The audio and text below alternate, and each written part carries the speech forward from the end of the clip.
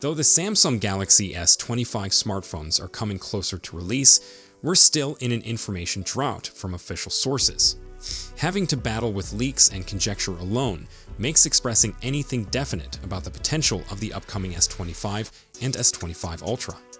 However, this week we've come closer to real information courtesy to a leak from synthetic testing site Geekbench.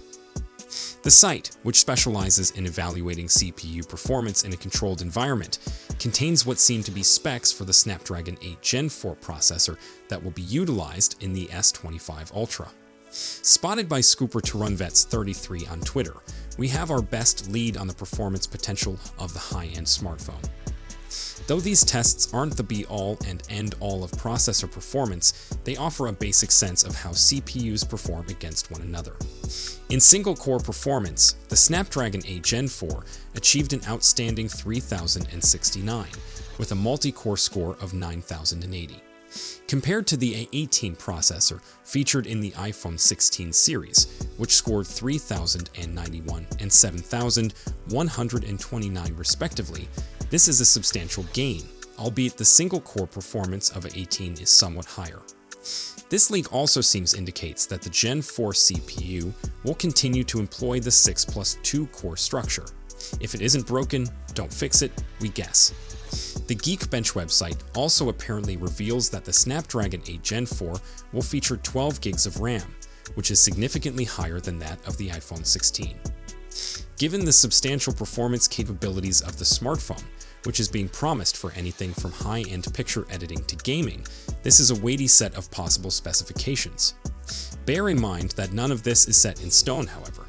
Geekbench scores aren't official, and they don't truly record real-time performance data, so we'll have to wait for Samsung to formally unveil the phone to declare anything for definite. We still have some time to go until the Samsung Galaxy S25 release date, but the drip feed of information is slowly rising. Though we doubt we'll know everything about this smartphone before release, these third-party synthetic testing offer us something to ponder about.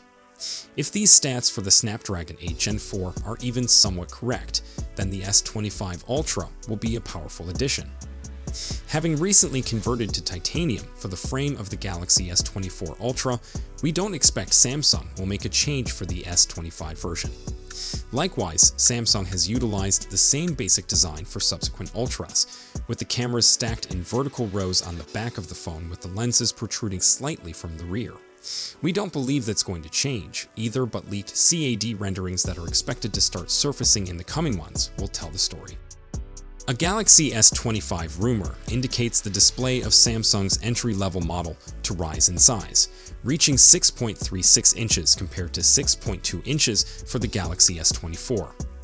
A similar report suggests that the Galaxy S25 Ultra screen will reach 6.9 inches, a tiny increase above the 6.8-inch display on the S24 Ultra, although we're not sure how much faith to put into that claim. At the very least, it would equal the screen size of the recently announced iPhone 16 Pro Max. Recently, phone companies have been striving to one-up one other by improving the maximum brightness of their devices' screens. Indeed, Samsung has played this game too, upping the max brightness of the Galaxy S24 Ultra to 2,600 nits, after the Galaxy S23 Ultra clocked in at 1,750 nits.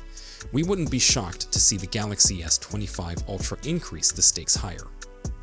Leaks from Ice Universe have revealed that the Galaxy S25 Ultra would boast a curvier shape than the past several Galaxy Ultras, but will stay flat across the front. Another leak from Ice Universe also provides us a glance at the S25 Ultra's right side.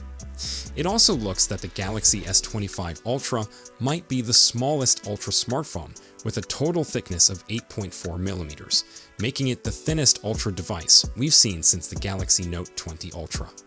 Despite this, the display of the S25 Ultra might be broader, making the phone simpler to grasp. The bezels might grow skinnier, too, complementing another iPhone 16 Pro Max feature.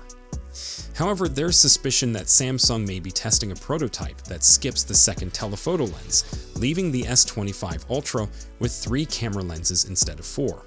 While Ice Universe has rejected this, Isaac's81 thinks Samsung may swap in a 3x crop zoom capability from the primary lens instead. Camera settings on the basic Galaxy S25 and Galaxy S25 Plus may not feature much modifications from their predecessors, according to speculations, while buzz about the S25 Ultra model concentrates around anticipated improvements to the ultra-wide and second telephoto lens sensors, with both changing to 50 megapixel sensors. That would imply that the telephoto cameras on the S25 Ultra had 50 megapixels zoom lenses, with zoom lengths of 3x and 5x. Outside of AI, satellite connection might be on its way to the Galaxy S25 series. We've seen this put to excellent use on Apple devices since the iPhone 14, so it seems likely that Samsung would attempt to embrace it too.